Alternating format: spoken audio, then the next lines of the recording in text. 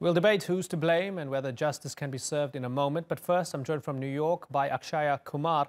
She's a deputy director at Human Rights Watch, where she oversees advocacy with the United Nations. Akshaya, good to have you on the Newsmakers once more. Horrendous situation in South Sudan. If the report is to be believed, I mean, extraordinary revelations. Tell me how bad things are.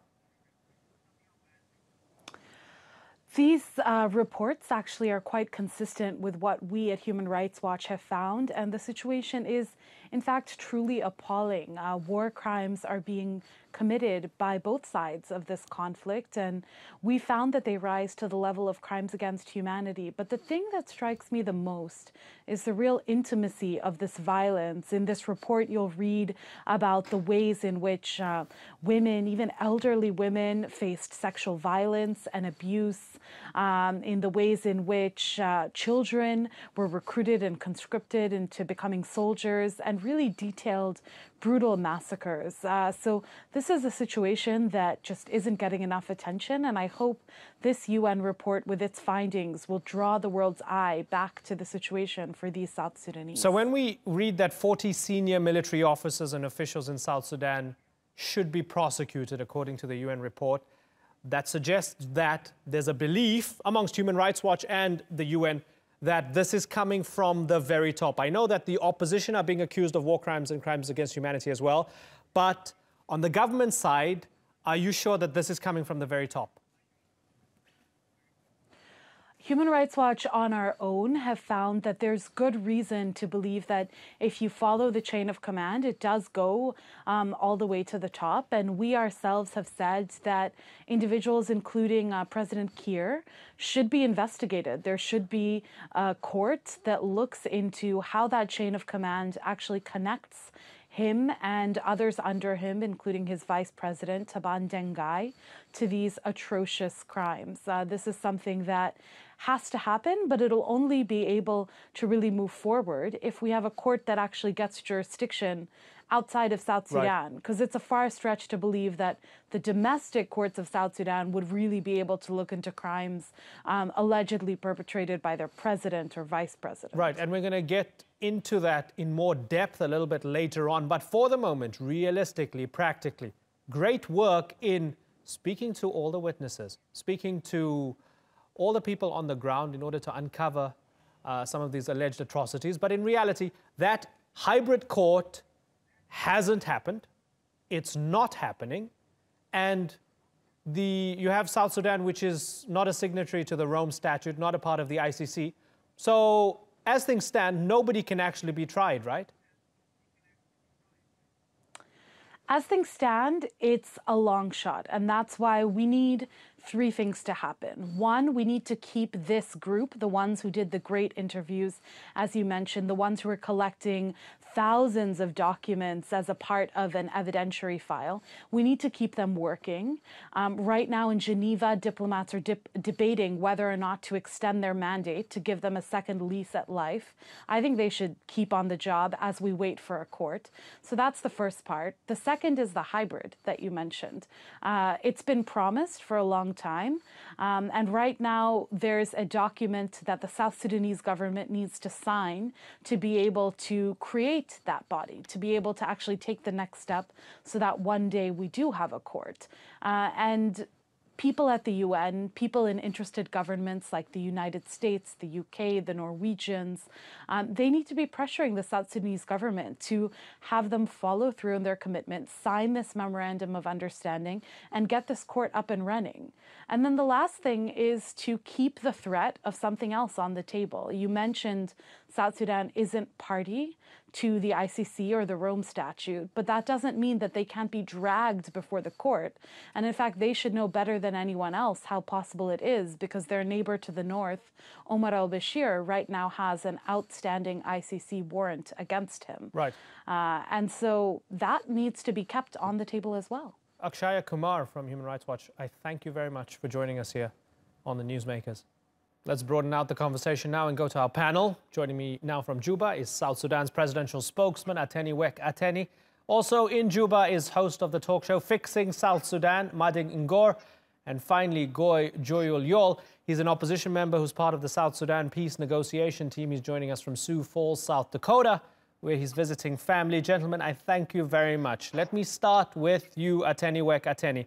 As the presidential spokesman, horrible, horrible report. And to top it all off, more than 40 senior military officers and officials in South Sudan are being recommended by the United Nations to be prosecuted on charges of war crimes and crimes against humanity. Is there any defense against a report like this? Because it seems to be quite solid. You know, the report is ridiculous, and it is actually intended to polarize the whole army, because the 40 army generals is the whole army. There's no anywhere the whole army is actually, indicted for a crime that might have been committed by individuals. I know a commander can be individually responsible on the behaviors of his soldiers, but not to the extent of polarizing the whole generals of the army. But just because it polarizes, sir, just because it polarizes the situation doesn't mean it's not true, right?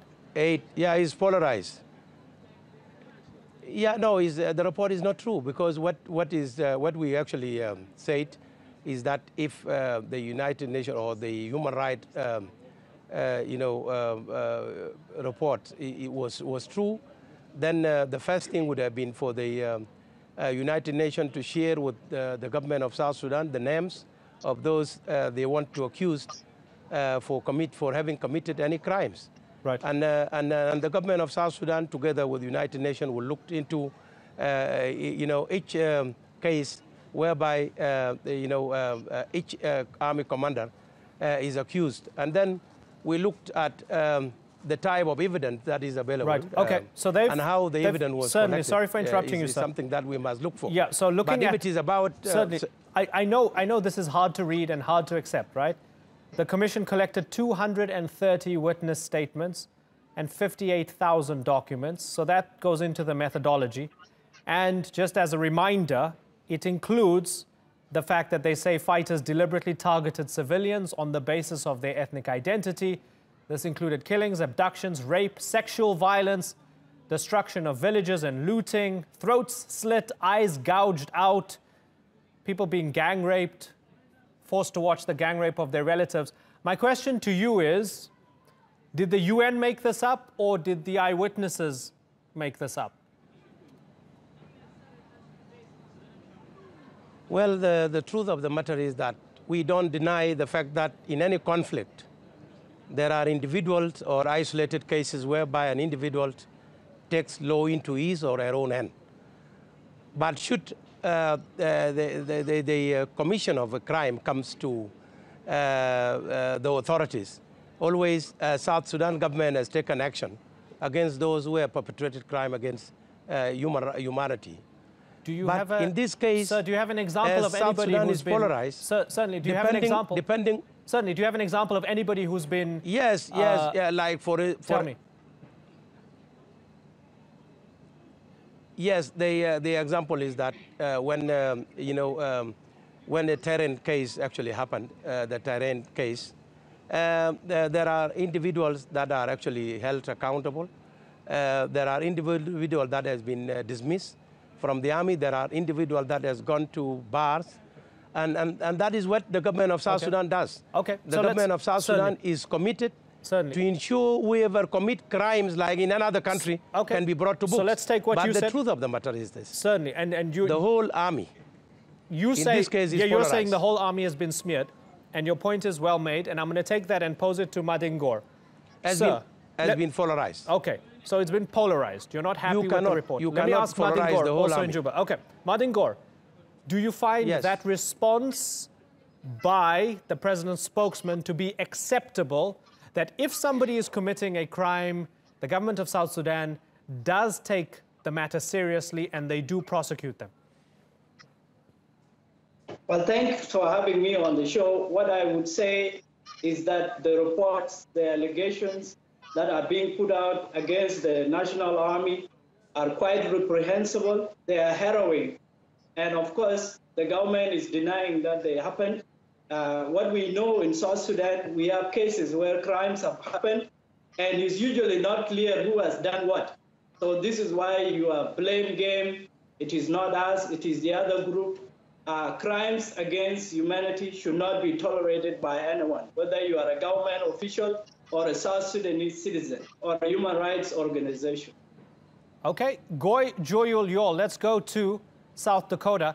Guess what? The report also says that opposition fighters and militias that are connected to the opposition are also doing these unspeakable things. Do you accept that in the report?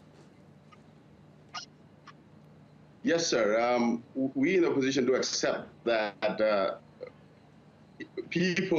individuals have taken law into their hands and did unfair things to the civilians. We are therefore standing by to render anybody who is suspected or accused of such a doing and take them to court. Okay, so Ateny Wek Ateny, the opposition's also saying that this is not being directed from the very top. These are just individuals. Do you believe that that is the case?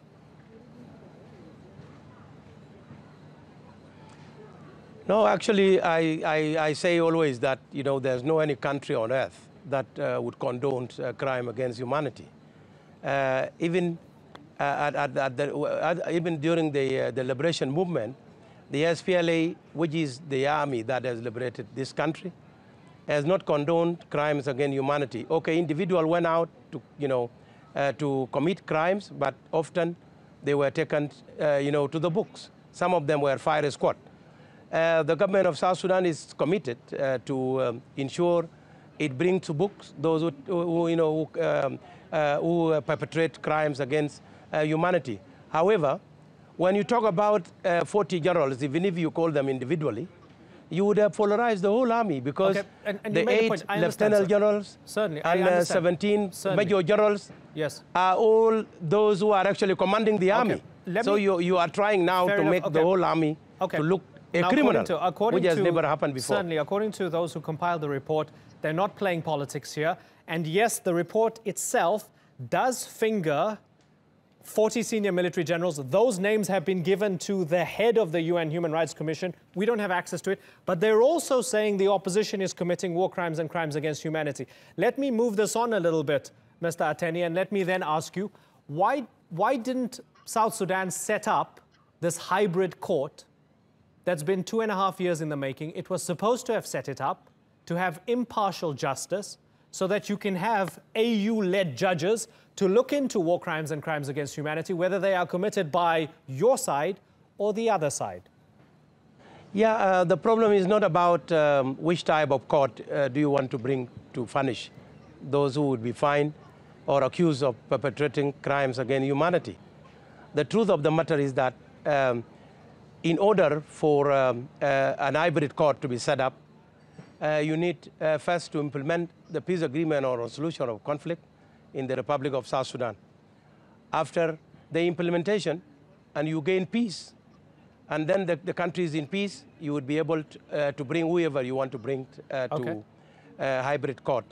But if you set up an hybrid court prior to the implementation of peace agreement, then you will risk many people actually defying the law, and since the forests are open, they will just get to the forest and try to defy the law. Okay, so that is why let's in South Sudan, particularly in the government, we wanted to implement the peace agreement. So let's pose that to Ngor.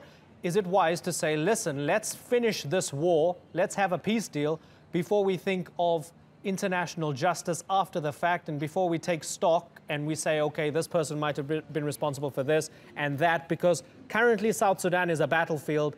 Who's going to come in and arrest and swoop in and take people and take them to some sort of international court? Does the man make a good point?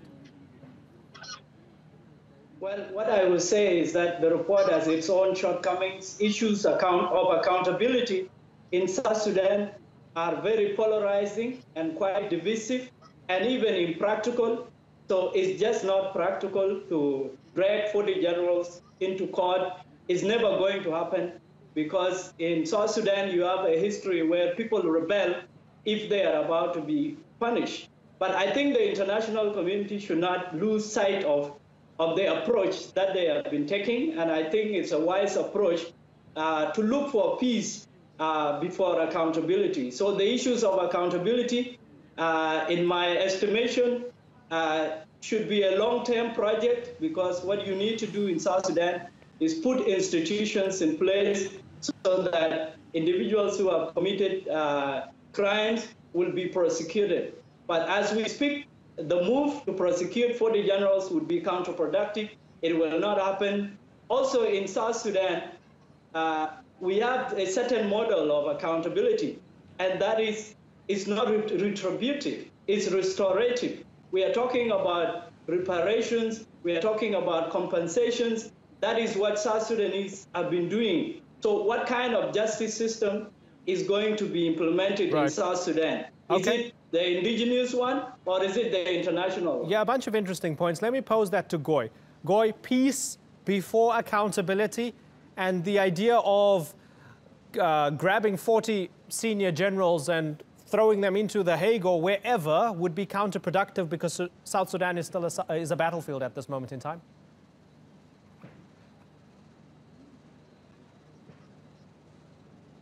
Thank you, Imran. I think I do disagree with the notion that justice cannot work concurrently with peace. You know, we had a peace agreement in 2016, and the government was given a chance through the peace agreement to set up that court, that hybrid court.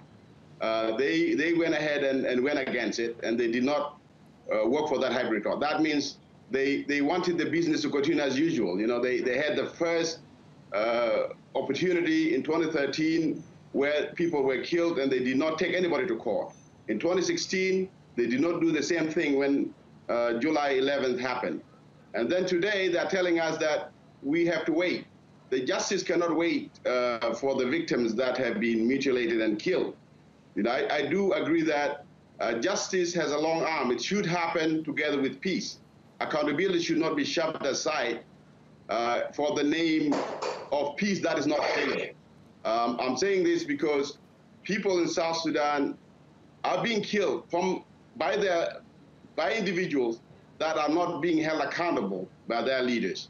And the court is the only way to be pushed through the AU. You know, I know South Sudan doesn't have a court. You know, there are kangaroo courts in South Sudan that are not even, they are not independent.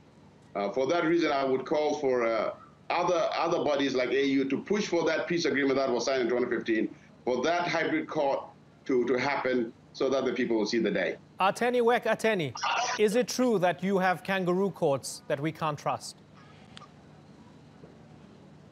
No, that's not true. I disagree with him. You know, first of all, peace has never been one-sided. Peace it must be something that the whole parties that are in war have to adhere to when the peace agreement is signed. Last time, when we signed peace agreement on resolution of conflict in the Republic of South Sudan in 2015, August, it was in an attempt to bring the country to peace. But as part of the implementation of peace agreement, Dr. Riek was allowed to come to Juba with the forces. And then, if you look at the peace agreement, peace is a process, it's not a one-night event. So when Riek Machar came to Juba, he made another fight on the 8th of July. And the whole thing went viral. In accordance with that agreement, the SPLM-IO sat and nominated Taban Denga as the first vice president. Therefore, continue to implement the peace agreement as it came, as it was signed.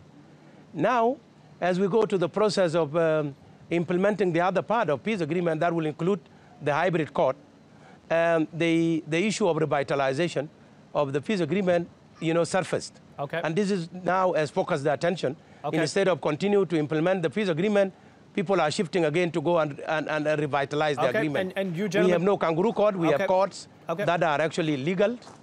Okay, and you back the courts, and I'm sorry to interrupt you because I have courts. to move on. I have to move on. We have courts. We have Supreme gentlemen, Court. you disagree on the fundamentals here. Court. It's a terrible situation. Tens of thousands killed, more than 4 million displaced. We hope this civil war comes to an end very, very soon. But for the moment, gentlemen, I have to thank you and move on. Ateny Wek Ateny, Ngor, and Goi Jooyul Yol, thanks for joining us on the Newsmakers.